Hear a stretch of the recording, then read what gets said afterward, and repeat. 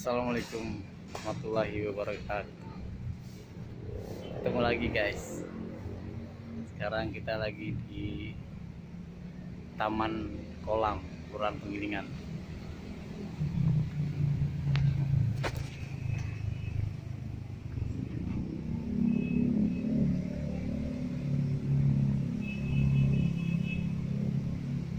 Cukup bagus buat hati kita teduh, tenang, seperti pada nuansa alam. Kita menyambung tema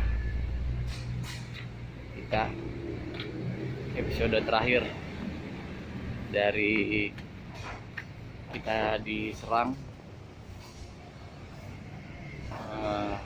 Suatu tema yang penting.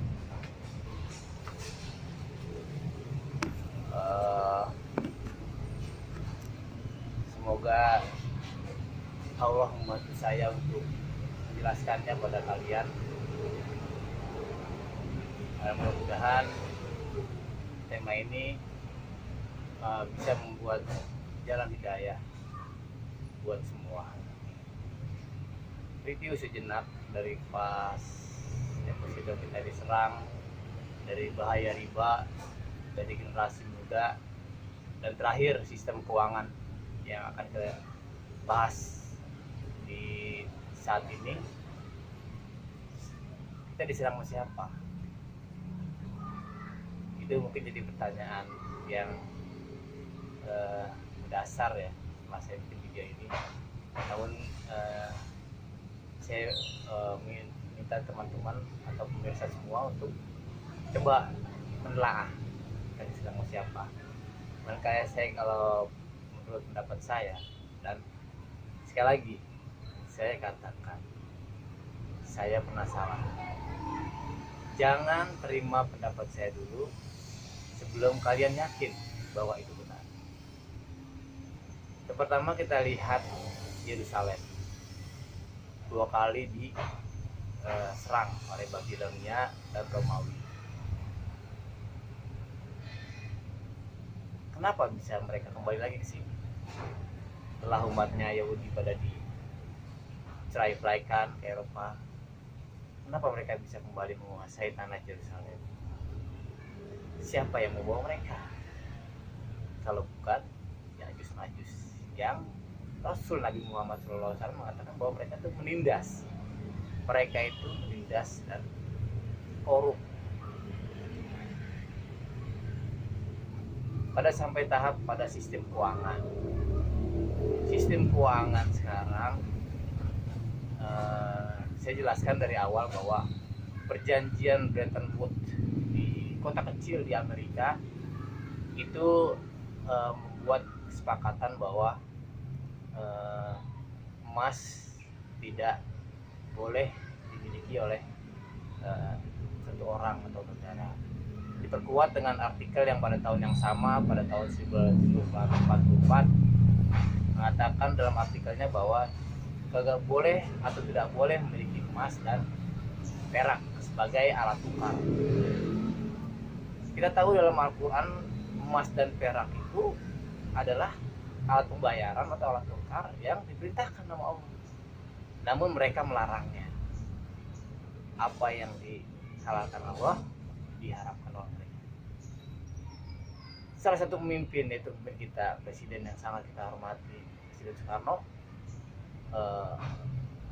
mengumpulkan para ulama pada saat uang kertas itu diedar. Ini uang kertas, kalian ulamanya, coba jelaskan pada saya, apakah uang ini haram atau halal? Ulama itu sepakat mengatakan uang itu halal jika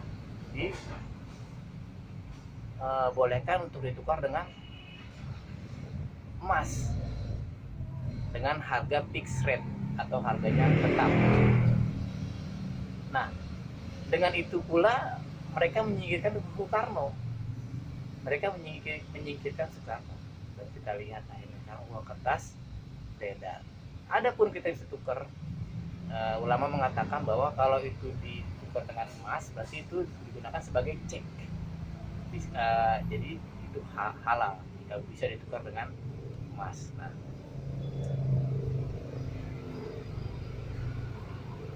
uang emas mempunyai nilai intrinsik dalam pembayaran, artinya punya nilai dalam nilai itu sendiri. Contoh misalnya uang kertas itu adalah kertas, tidak punya nilai intrinsik.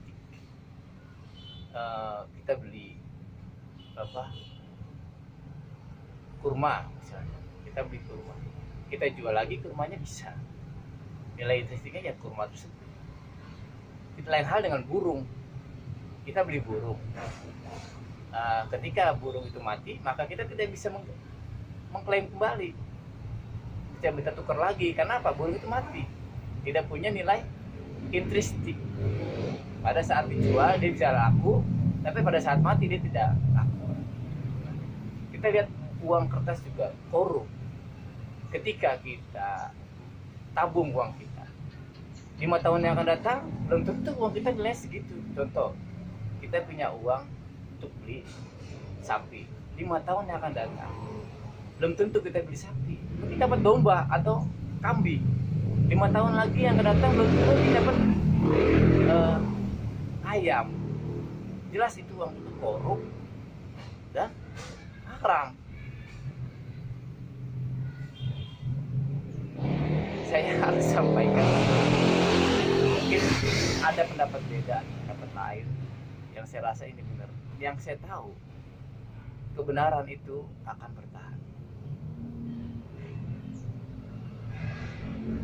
Dan jika sudah tahu, kita punya kewajiban untuk mendakwahkan, kita punya kewajiban untuk menyampaikan. Karena jika tidak, nanti kalian akan ditanya di akhirat bahwa kenapa kalian tidak menyampaikan. Kalau kita melihat suatu kesalahan atau keburukan, tapi menyarankan supaya untuk melakukan dengan tangan. Jika tidak bisa, hanya dengan mulut. Jika kalau tidak bisa, juga dengan doa dalam hati. Kalau tidak juga, berarti Anda bukan Islam yang baik.